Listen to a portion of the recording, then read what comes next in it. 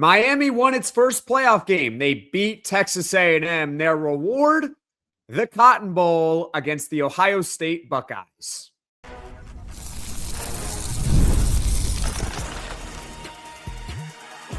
You are Locked On ACC, your daily podcast on the Atlantic Coast Conference. Part of the Locked On Podcast Network, your team every day.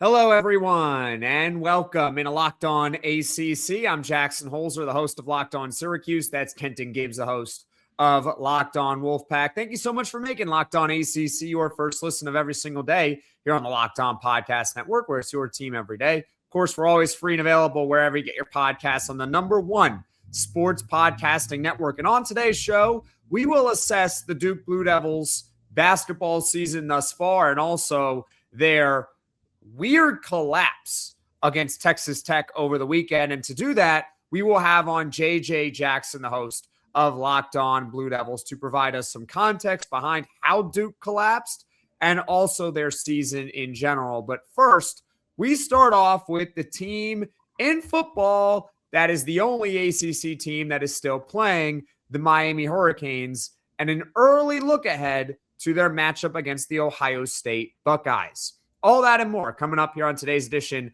of Locked On ACC. And before we get to everything, this episode is brought to you by Game Time. Download the Game Time app, create an account, and use code LOCKEDONCollege for $20 off your first purchase.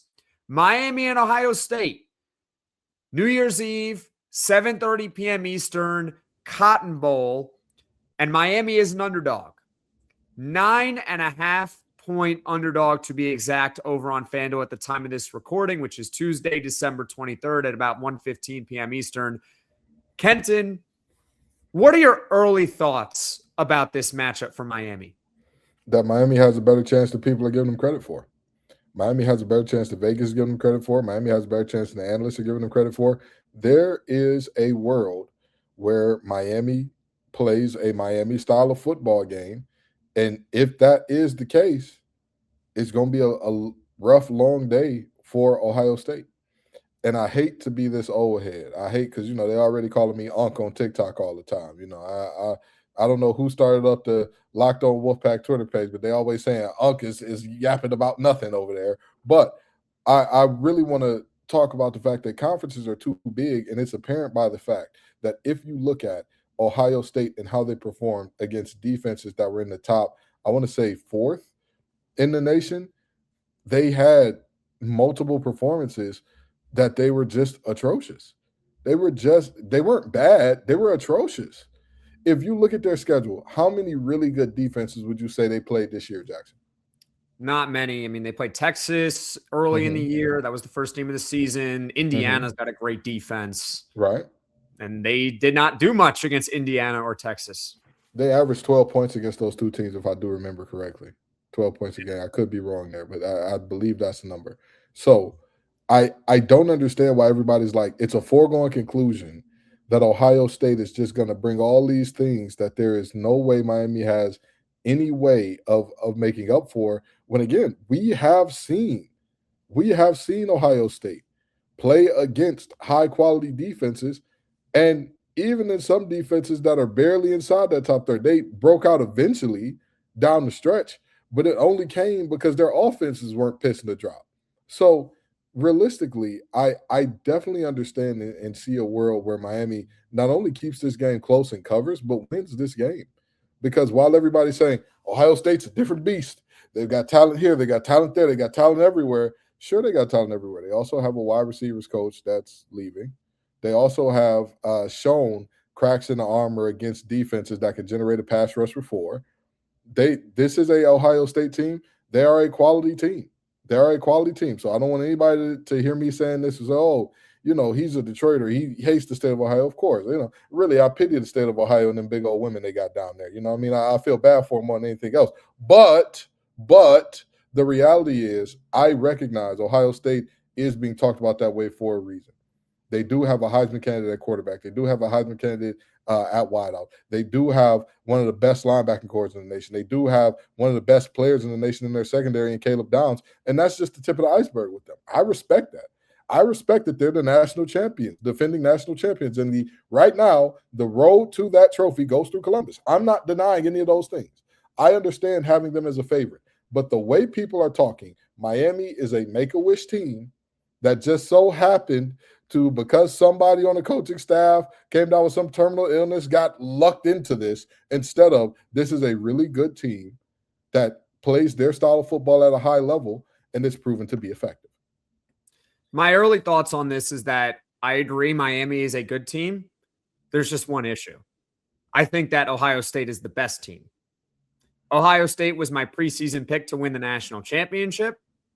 And despite them losing to Indiana in the Big Ten championship game, I still, if there is a rematch, would probably pick Ohio State to win in that rematch. It kind of reminds me of way back when LSU defeated Alabama in Alabama.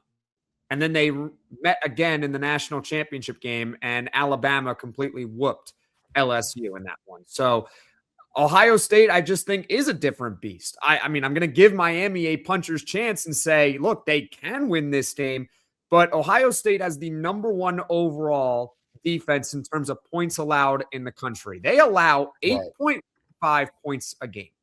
That is barely over a touchdown a game that you get against Ohio State on average.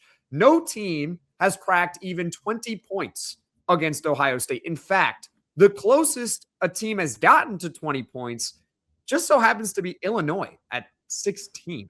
They even held down Fernando Mendoza, who won the Heisman Trophy, to 13 points. They didn't win the game, but that defense is elite.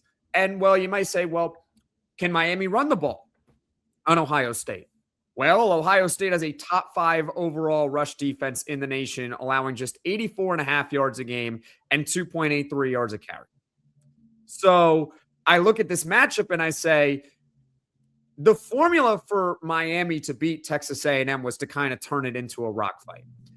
If Miami gets into a rock fight with Ohio State, I feel like Ohio State is more equipped to do it than Miami, because I think Ohio State can out Miami.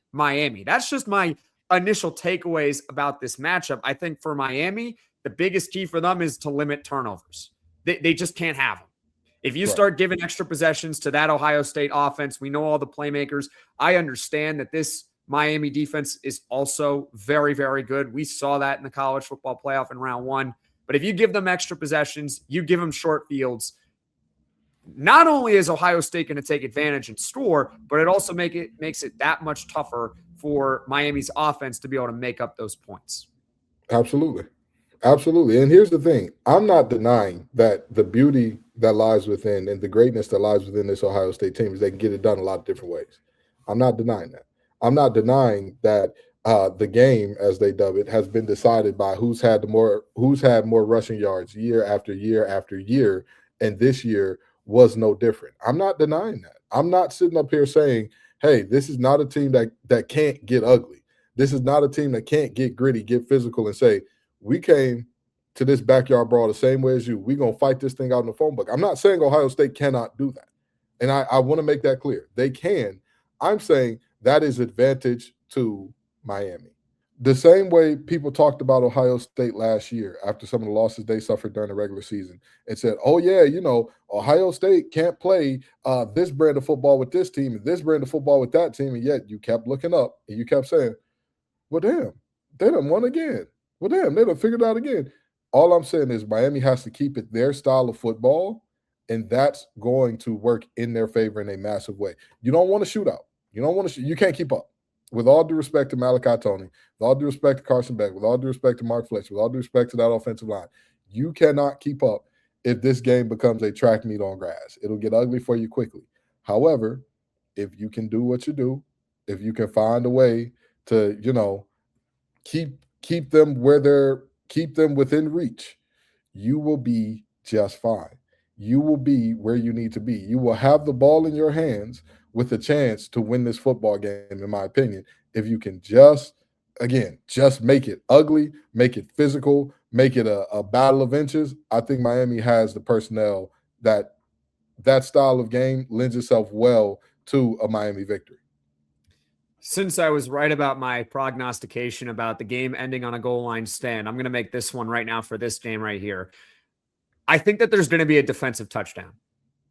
I'm just not sure which team is going to get it. But I can tell you this much. I think Miami, in order for them to win this game, they're going to need some sort of touchdown on defense. And we can loop in special teams as well. Because you get a punt return, I mean, that counts the same way. You get a kick return, that counts the same. So Miami is going to have to figure out a way to manufacture offense through their defense and also through their special teams, because no team in the nation so far has shown the ability against Ohio State to move the ball up and down the field. No team has cracked 20 points. They allow about 8 points a game. You can't run the football on them. Good luck throwing against their secondary. Their linebacking core is elite. I am much more worried for Miami against this Ohio State defense than I am about Miami's defense being able to stop or limit Ohio State. So that defense for Miami is going to have to be even stronger and give this offense some points and some opportunities to capitalize. But coming up here on Locked On ACC, we shift gears. We talk some hoops. The Duke Blue Devils stumbled a little bit over the weekend. A collapse in the second half against Texas Tech. We will be joined by JJ Jackson, the host of Locked On Blue Devils. We'll talk about it next on Locked On ACC. There's nothing like college football season, tailgates, packed stadiums, and being right there in the middle of it all. The energy, the bands, the moments you remember forever, but actually getting tickets, that part used to be frustrating with long queues, logins, and prices jumping at checkout. That's why Game Time gives the advantage back to fans. It's the easiest way to unlock amazing college football tickets and experiences in just a few taps. Knowing prices include all fees up front makes the whole process stress-free. Take the guesswork out of buying college football tickets with Game Time. Download the Game Time app, create an account, and use code LOCKEDONCollege for $20 off your first purchase. Terms apply. Again, that's code LOCKEDONCollege, LOCKEDONCOLLEGE for $20 off.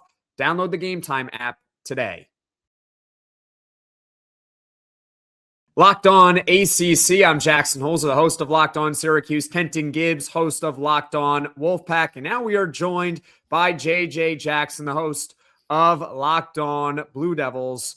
For JJ and the Duke Blue Devils, the season for Duke basketball was all fine and dandy. They were doing really well, typical Duke, going to be a 1 seed in the NCAA tournament, just simulate the regular season, and who knows, we'll talk about it later on here on Locked On ACC, how that could still be the case for Duke, but they will not have an undefeated season because in Madison Square Garden on Saturday night, the Duke Blue Devils held a 17-point second-half lead against Texas Tech, a good team, but 17-point lead, and somehow Texas Tech storms back and defeats the Duke Blue Devils. So, JJ, let's just open the floor right now. I mean, how did this happen? Yeah, I'm still trying to wrap my head around that as well, because I know that we're in the spirit of the college football playoff season, and it felt like the only 17-point lead people were going to be talking about was Alabama and Oklahoma. And little did we know that it was a 17-point lead for Duke that ultimately ended up being their demise. It's the first time in nearly 20 years that Duke has blown a lead this large in a basketball game. And ESPN during the coverage is doing the thing where they're showing that, hey, you know, Duke is on the verge of tying two other schools for 5 wins against AP top 25 teams before the calendar turns. An unbelievable start to the year. This is what's about to happen, but not so fast. Texas Tech wanted something to say with that, with several players in foul trouble. They just went to Christian Anderson, JT Toppin, got some buckets going early, and Duke kind of settled a little bit offensively, missed so many free throws in that second half, 12 total for the game for Duke. And yeah, you look up at the end of it and Texas Tech beats it by 1. So let me ask you this, right? With this collapse, you talked about it being historic. You talked about it being something that hasn't happened in 2 decades. Is this a moment, if we're talking 1 to 10 on a panic meter or the worry meter per se, right? 10 being, all right, what is Shire doing? 1 being, we're all fine. This happens. Where would you put the state of this team and you know, the Duke fan base after this game? 2 or 3. I mean, there's certainly the extremes out there that want to overreact to everything, but you got to remember that Duke's already got so many impressive wins this season. You know, the fact that they were able to go on the road to Michigan State, win a tough loan like that. They won a last-second game against Florida and able to walk away with that one. John Shire's proven, look, 2025 is coming to a close, and this entire calendar year, he lost all of 3 basketball games as the head coach leading this Duke team. So, big picture, I think everything is okay. There's still the nuances of this team that they've got to figure out. What are they doing at the wing spot? How can Nick Kaminya and Dame Sarr continue to come along for this team? Against Texas Tech, guys, Pat Gongba only took 1 total shot in the entire game, which made no sense considering the fact JT Toppin, Texas Tech's best player, picked up his 4th foul very early in the second half. I don't know why there wasn't more of an opportunity for him in the low post. Isaiah Evans was a little bit under the weather. Supposedly in this game, he only took 4 shots total. So I think there are various things you could point to with this loss in particular, and I am by no means ready to go full panic mode on this. Well, I don't think you should panic either about Duke, considering what their resume is so far. But there is one area I look at Duke and say, that could be worrisome. And I wonder if you're with me on this. And it's a big reason why Duke did not beat Texas Tech on Saturday. 59% at the foul line. Yeah. And in the season, 70% overall, bottom half of the ACC so far. And we know that free throw shooting come March and April, that could rear its ugly head for any team. Doesn't matter if you're the greatest free throw shooting team or the worst free throw shooting team in Division I college basketball, aka was Syracuse about a week ago. JJ, how do you feel overall right now about the free throw shooting? Do you see it getting better as the season unfolds, or do you think that this is just what it is? I mean, I hope that it gets better as the season unfolds. I hope that these guys can shoot it a little bit more confidently. But yeah, for a team that's towards the top of the nation, they're top 15 in the nation in offense, and yet they're sub 200 when it comes to free throw shooting. That just doesn't compute in my brain for a team that's got a whole lot of free throw shooters. And as that Texas Tech game was unfolding, Jackson, I'm watching it, and Duke's missing free throws, and Texas Tech is slowly getting back into it. And I'm saying to some friends, you know, hey, this is going to hurt Duke at some point this season. They are going to lose a game because they're not shooting free throws well. Little did I know, I just had to keep watching the game I was currently watching to see that take place. But yeah, it's absolutely problematic. Duke's got a big break until they open up ACC play. Everybody's going through the holiday break right now, and it is paramount that they just spend time getting their confidence and stroke back at the free throw line. Because like I said, it's everybody. Cam Boozer missed 5 free throws in the game against Texas Tech, and I know he's going to have the ball in his hands a whole lot down the stretch. And Kenton, I just don't want him to be the guy that's in a pressure situation at the free throw line, knowing the struggles that he's had here. So let's talk about the Boozer twins for a minute here, because down the stretch when it got really tight, it took one of the Boozer twins hitting the 3 to make this a 1-point game. And then another one of them gets to the free throw line, and it just doesn't work out there. All in all, I think everybody would agree the Boozer twins as a whole, you would grade them as at least an A, B+ so far this season. I think that's fair to say. Absolutely, yeah. So with that being said, do you think that those freshmen can be trusted in those clutch moments to say, hey, you're going to be the guy, dude. You may be an underclassman, you may be new to this thing, but you've got Duke blood running through your veins. Your father was a great here. You're going to be a legacy. This ball is going to be in your hands. Are you comfortable with that? Or is that one of the things that you kind of sit up like, that's going to keep me up at night if we're counting on them in crunch time? Yeah, Cam in particular. I mean, that corner 3 that Caden hit, I thought was huge for his confidence, because on the offensive end, he certainly hasn't had the workload that his brother has had. Cameron Boozer is the leading scorer in the entire country. We thought it was something, the numbers that Cooper Flagg was putting up last season. Oh my goodness, what Duke has gotten out of Cameron Boozer so far this season, right? And then his brother Caden is coming along as well. But Cam's decision-making, I mentioned the game against Florida earlier. He had the ball late in that game, and he made the right decision to swing it over to a wide-open Isaiah Evans, who knocked down the big 3-point shot to ultimately give Duke the win. So what we've seen so far is these guys making the right plays, but definitely they've got to find some confidence at the free throw line, because they're going to get fouled, and you got to be able to go up there and knock them down. The Duke Blue Devils currently sit at 11-1 after their loss against Texas Tech. Enough with the collapse against Texas Tech. I'm sure that JJ no longer wants to hear or speak about that Saturday night affair anymore. So coming up, we're just going to talk about Duke's season in general and their outlook on the ACC and whether or not Duke is going to win the ACC tournament and potentially snap the drought that they have for the NCAA tournament. We'll talk about that next here on Locked On ACC.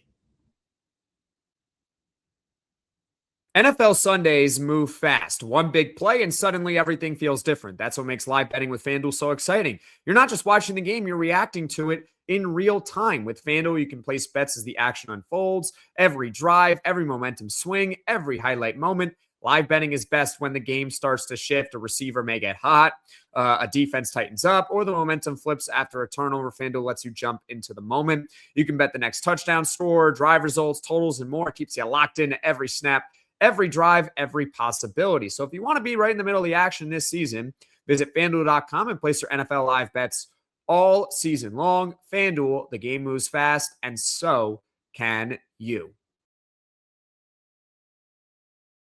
Locked On ACC. I'm Jackson Holzer. Locked On Syracuse. That's Kenton Gibbs. Locked On Wolfpack. And of course, we're joined by JJ Jackson, the host of Locked On Duke Blue Devils.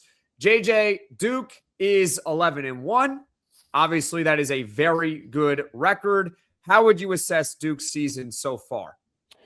Really impressive. Again, the resume and the non-conference schedule that they put together. Like, John Shire built this thing for them to be tested, knowing good and well that you could have some losses that come along the way. Power conference games for Duke. Very first game of the season, they play a team in Texas that made the NCAA tournament a year ago. They've got Sean Miller taking over that program as their head coach. From Texas to Kansas to Arkansas, Florida, and the ACC SEC Challenge. A true road game at Michigan State. This game against Texas Tech. And guys, Duke's not even done in the non-conference with premier games. In late February, Duke will play against Michigan, who good and well looks like the very best team in America right now. They'll be playing them in Washington, D.C. So Coach Shire wanted this team to be tested to figure out exactly what he's gotten so far. And the fact that all of these tests up until Saturday, they were passing them in the win column, I think is incredible. They've got the front runner once again for National Player of the Year in Cameron Boozer. So easy to overreact to the first loss of the season. But what I'm seeing so far is definitely a team that's going to contend for the ACC title and absolutely will contend for a trip to another Final Four. Well, that was the expectation coming into this season. And I think that everybody would agree they're on pace for all of those things. Nobody here or nobody who's in their right mind would say, oh, yeah, this Duke team, you can count on them getting out in the round of 32. So with that being said, what would you say this Duke team does not succeed if? Because we know if they continue on this path, they're going to get at least a majority of the goals. But what are the things that, keep you up as a Duke guy that you're like, if we don't get this together, yes, we're looking great now, but this could come back to bite us against a much stronger ACC than we played in last year? Yeah, John Shire's talked a lot about the closing five for the team and trying to figure out exactly what the wing spot looks like. Every game has been different, right? And I mentioned the freshmen that Duke's got outside of Cam Boozer. They've got a couple of a five-star and Nick Kamenia and then Dame Sarr, who played at FC Barcelona at just 18 years old, comes over. He's an Italian native, and those at the wing have been kind of slower out the gates this season for Duke. And I think just trying to figure out exactly how the offense flows beyond Cameron Boozer. The one thing that you could point to is who's that kind of secondary player? Who's that Robin for Duke basketball this season? Caleb Foster is the most experienced player, and he's hit some big shots this year, but there have been other games where he's been a non-factor whatsoever down the stretch.